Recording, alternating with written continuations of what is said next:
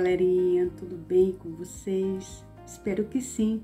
Vamos mais para uma série dessa nossa aula que nós estamos tendo de princípios do Evangelho, né? Então hoje nós vamos para o capítulo 12.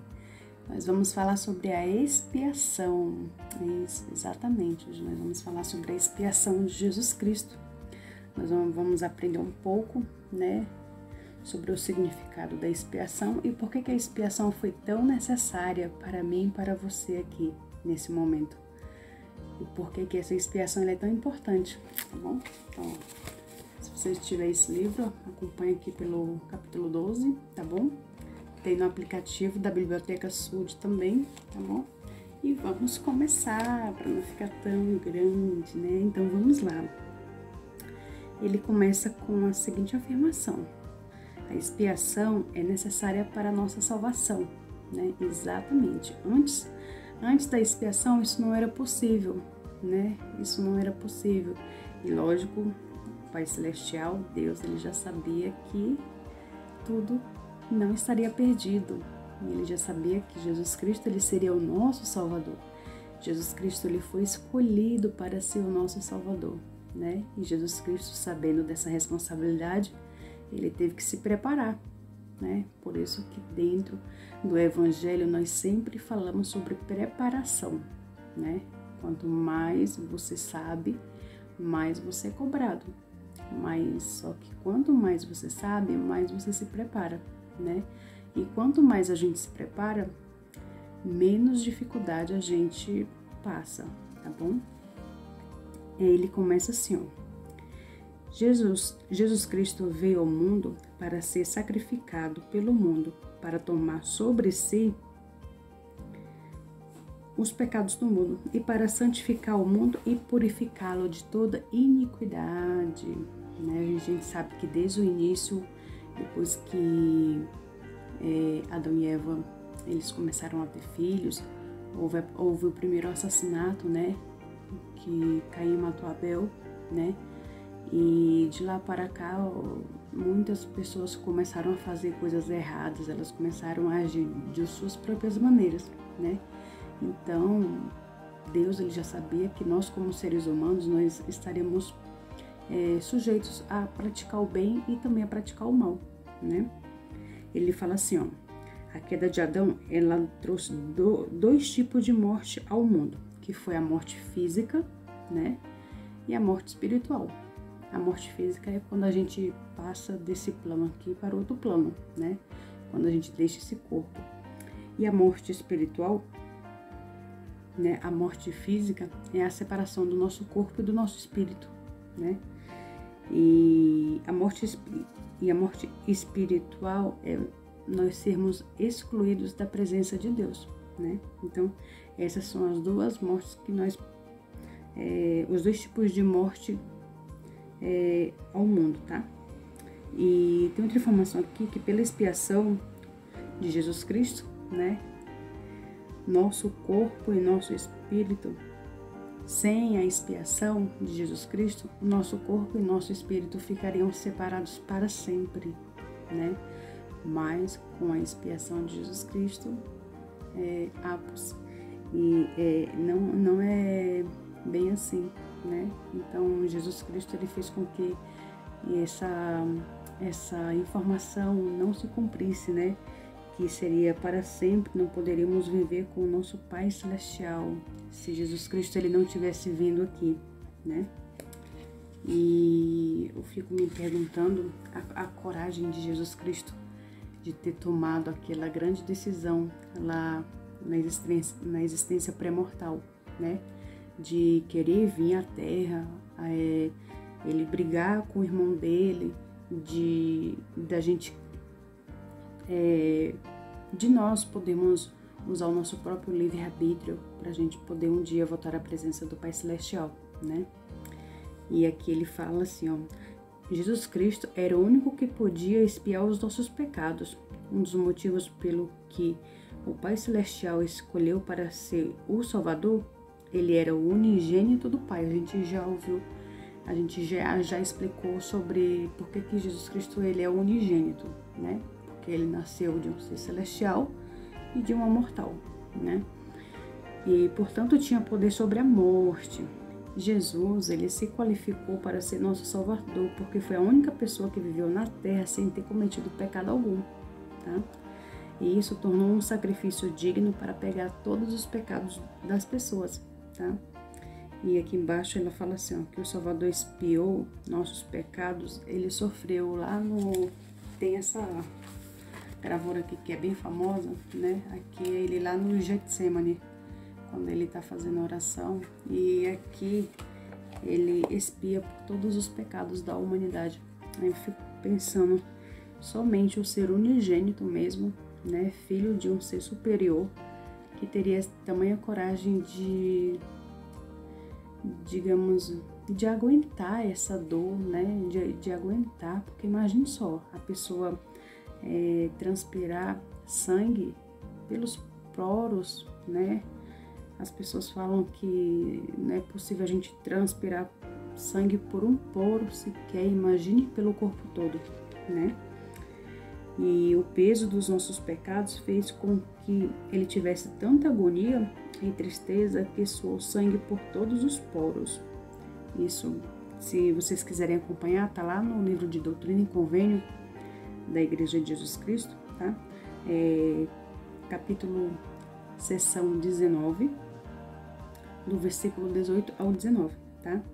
E mais tarde na cruz ele também sofreu mais ainda, né? Ele fala assim, ó, que sofreu uma morte dolorosa por um dos métodos mais cruéis já conhecidos pelo homem, né? Que é a crucificação, né? Então, é muito triste saber que as pessoas naquela época eram assassinadas, né? Porque aquilo ali não deixa de ser um assassinato, né? E se vocês quiserem acompanhar também, ele fala que Deus amou o mundo de tal maneira que deu o seu único filho, né? Tá lá em João 3,16, né? E ele fala assim, ó, a expiação e ressurreição de Cristo trazem a ressurreição para todos. Então, todos vamos ressuscitar, tá? Então, traz a ressurreição para todos, tá? Graças à sua expiação, todas as pessoas na terra ressuscitarão, como está lá em 1 Coríntios 15, do 21 ao 22, né?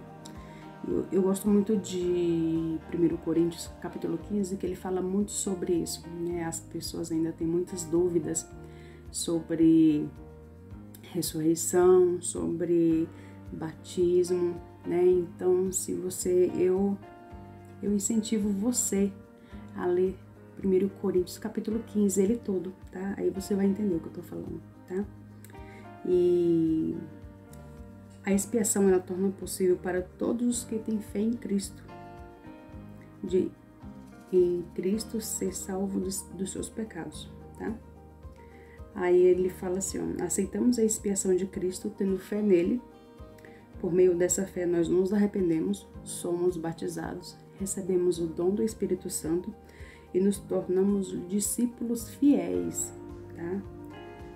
Somos perdoados e purificados de nossos pecados e preparados para voltar a viver na presença do Pai Celestial com Jesus Cristo.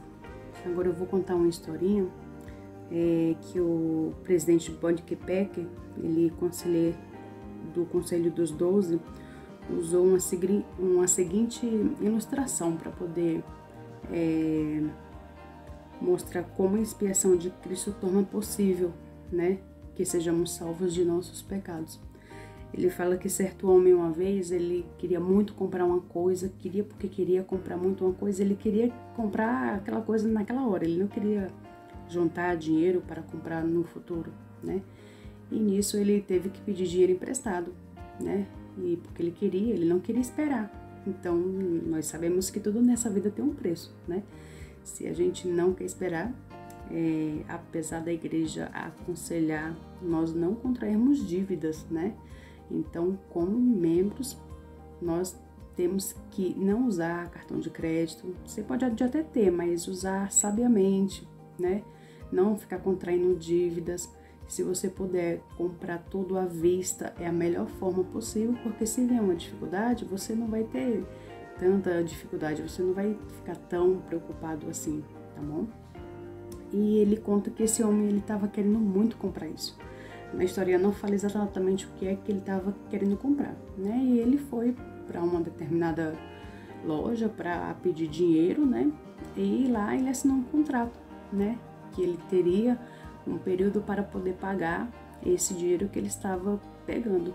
E nisso ele não se preocupou tanto, porque ele ia ter muito tempo pela frente para ele poder pagar, né? E isso é a armadilha do inimigo, né? Porque a partir do momento que eu assino um contrato, eu tenho justamente que me comprometer que eu tenho que pagar honrosamente, né? Mas só que ele não conseguiu pagar direitinho. Até mesmo a fama dele era que ele não era um bom pagador, né? E nisso a pessoa que ofereceu esse crédito para ele começou a cobrar, porque já não estava mais ficando, já estava ficando uma situação insustentável, né? E com isso ele começou a cobrar, disse que queria o dinheiro de qualquer forma, ou ele pagava ou ele pegava os bens da pessoa, né? E daí vem aquela questão, tudo tem um preço, né? Ele não quis se preparar, ele na sua posição ele tinha que fazer o quê? Todo mês guardar um dinheirinho até ele conseguir, mas não, ele queria usar aquela coisa ali o mais rápido possível, que queria comprar, e por isso ele acabou se afundando em uma dívida, né? E aí entrou um intermediador, que foi um amigo dele, né? E esse intermediador, ele conversou com esse cara que fala até que é o... Deixa eu verificar aqui o nome. Ai, meu pai, esqueci o nome. O credor, né? O credor. Aí o credor, ele conversou com esse amigo dele, e o amigo dele assumiu essa dívida do amigo, né? E disse que pagaria ao credor. E o amigo dele, né? Falou com o devedor. E o amigo falou com o devedor e falou assim: olha, eu vou pagar a sua dívida, mas da seguinte maneira, você vai ter que fazer algumas coisas para mim também, né? Para que você possa me pagar de volta, né? Então, aconteceu que eles concordaram e ficou dessa forma, né? O amigo pagou a dívida do devedor e o credor recebeu toda a sua...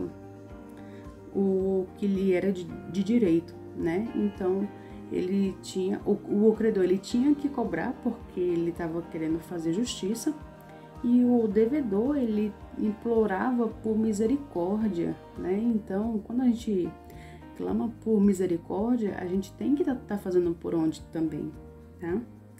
Então, assim, essa historinha ela é legal porque mostra pra gente que a gente não precisa ser afoito com as coisas. A gente precisa dar tempo ao tempo, né? E nunca